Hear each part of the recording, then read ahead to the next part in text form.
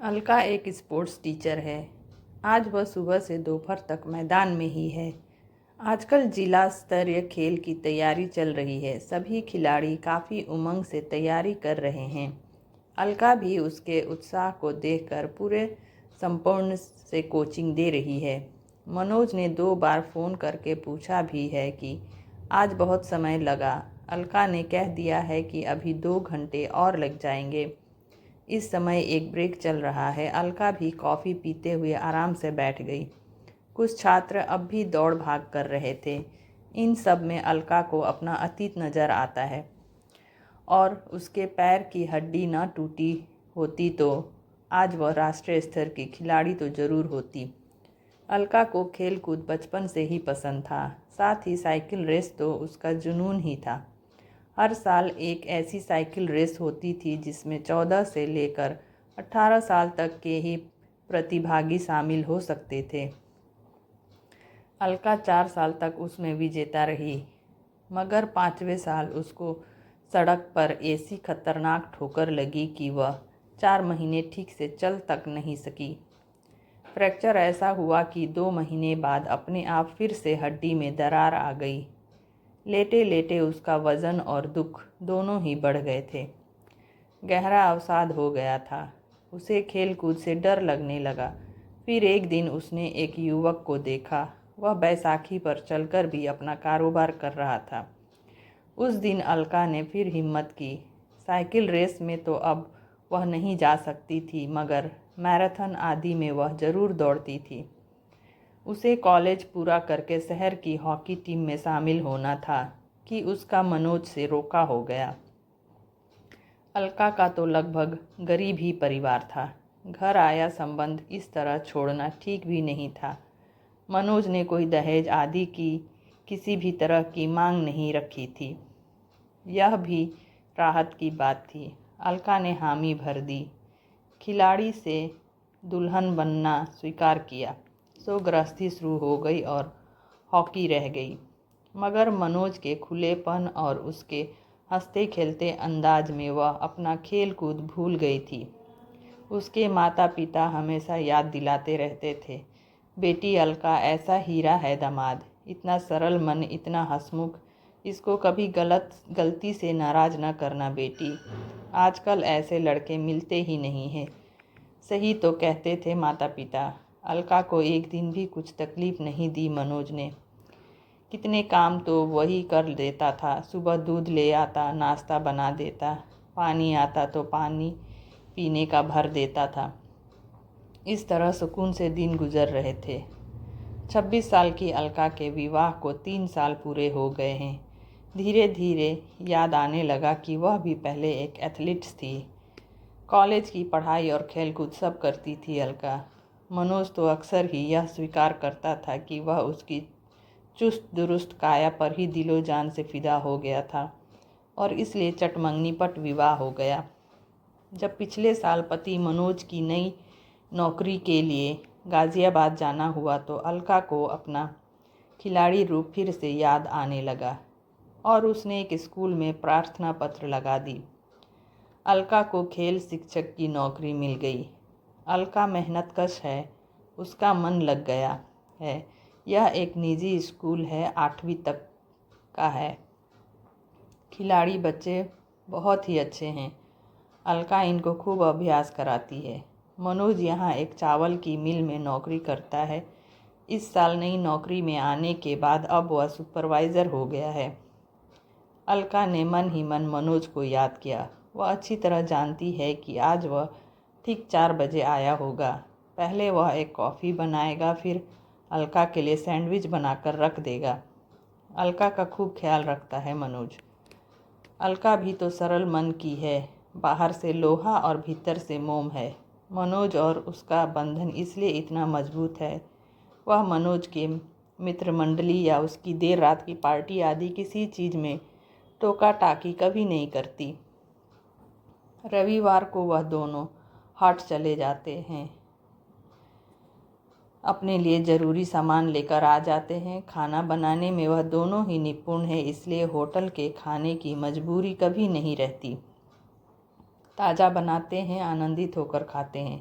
मनोज को अलका की यह आदत यूँ भी बहुत पसंद है। वह न कोई नखरा करती है न फिजूल खर्च है। सादा जीवन और आनंद यही है अलका का मूल मंत्र। अलका यही सोच विचार कर रही थी कि अचानक उसके विद्यालय के उप प्राचार्य आ गई। मैदान में उनको देखकर अलका को बेहद खुशी हुई। वह भी इस तैयारी को लेकर उत्साहित थी। अलका, तुम सुबह से मैदान में हो, अब तुमको जाना चाहिए। मैं इनको देख लेती हूँ। कहो तो मोबाइल से इनकी तैयारी रिकॉर्ड करके भेज दूँ। अरे नहीं, इनके कैप्टन को पता है सब, वह मुझे बता देगा। मैडम, कहते हुए अलका ने उनको आश्वस्त किया। तब तो तुम आराम से जाओ अलका, कहकर उप प्राचार्य मैडम ने अलका को विदा किया। अलका ने समय देखा। मनोज को बताए समय से पहले ही वह घर पहुंच जाएगी। वह मनोज को सरप्राइज। उसने रास्ते में एक जगह पर स्कूटी को रोका, जलेबी और समोसे खरीद लिए। अब वह कुछ गुनगुनाते हुए घर के मार्ग में थी। मनोज को लगेगा कि वह देर से आने वाली है, मगर वह चट से हाजिर हो जाएगी। खूब मज़ा आएगा। उसने कुछ दूर से अपना घर देखा। घर के बाहर एक जानी पहचानी स्कूटी खड़ी थी। ओह, जया जीजी, उनकी परिचित जया जीजी यहाँ एक निजी क्लिनिक में नर्स है। उनके कारण कितना सुख और संतोष है अलका को। एक तो जया जीजी अविवाहित हैं, दूसरा उनके घर आती जाती रहती है। उनका मन लगा रहता है। जया दीदी एक बार प्रेम करके सगाई में धोखा खा चुकी हैं। अब विवाह के बंधन में नहीं बंधना चाहती, मगर जया दीदी को आज वह कहेगी, विवाह कर लो जया दीदी, हर बार धोखा नहीं होता।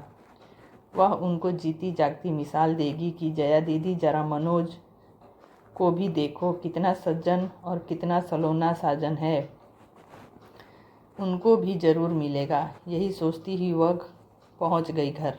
बाहर तक खिलखिला कर हंसने की आवाज़ आ रही थी।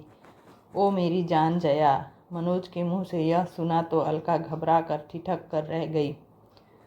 कुछ शक हुआ और वह दबे पांव मेन गेट तक आई। अब साफ सुनाई दे रहा था, यह खाओ ना, प्यार से बनाया है सैंडविच। वो अलका पागल आएगी तो देखा जाएगा, अभी तो 1 घंटा है उसके लौटने में। शरारत से ऐसा कहकर मनोज ने शायद कुछ किया था कि जया की तीखी आवाज़ आई, ओ मनु डार्लिंग, मेरा गाल तो मत खींचो, मारूंगी। यह सुनकर अलका के पैर जैसे जम ही गए, मगर उसे फिर सुनाई दिया, लो मारो ना, मैं तो बेकरार हूँ मार खाने को। उसके बाद दोनों के हंसने की, दोनों के ही उठकर भागने की, भीतर शयन कक्ष में जाने की तथा शयन कक्ष का दरवाज़ा बंद होने की आवाज़ सुनाई दी। यह अपनी आंखों के सामने होता देखकर अलका को काटो तो खून नहीं। कुछ सोचकर उसने भारी मन से दरवाज़ा खोला और भीतर आई। उसने देखा कि बैठक में टेबल पर नाश्ता सजा हुआ था, मगर आधे से अधिक जूठा था। अलका के दिल ने कुछ कहा। उसने अपना पर्स लिया और अपने पास रखा जलेबी और समोसा वहीं पटक दिया। अब वह चुपचाप रसोई घर में जाकर चाय बनाने लगी। अचानक अदरक कूटने की आवाज़ ने जया और मनोज को चौंका दिया। वह दोनों अस्त व्यस्त हालत में बाहर आए। यह देखकर हक्के बक्के रह गए कि उनकी पोल खुल गई थी। दोनों ने अलका को बैठकर चाय पीते हुए देखा। अलका ने चाय का घूंट लिया और बस इतना ही कहा, मनोज, मैं गरीब घर की बेटी थी, अब मैं आत्मनिर्भर महिला हूँ। तुमको यह खुलापन मुबारक।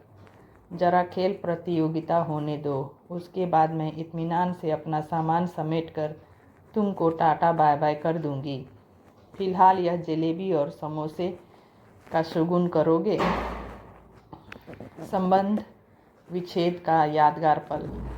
अलका ने इतना आत्मविश्वास के साथ यह कहा था, सुनकर जया और मनोज अपनी ही नज़रों में गिर गए। वह कहीं के नहीं रहे, मगर अलका ने उनकी तरफ देखा भी नहीं। अब वह न तो मनोज को पहचानती थी न जया को। उनसे बेकार बहस करके वह अपनी मानसिक शांति भंग नहीं करना चाहती थी। तो फ्रेंड्स, कैसी लगी आपको यह कहानी? मिलते हैं नेक्स्ट वीडियो में। Thanks for the watching.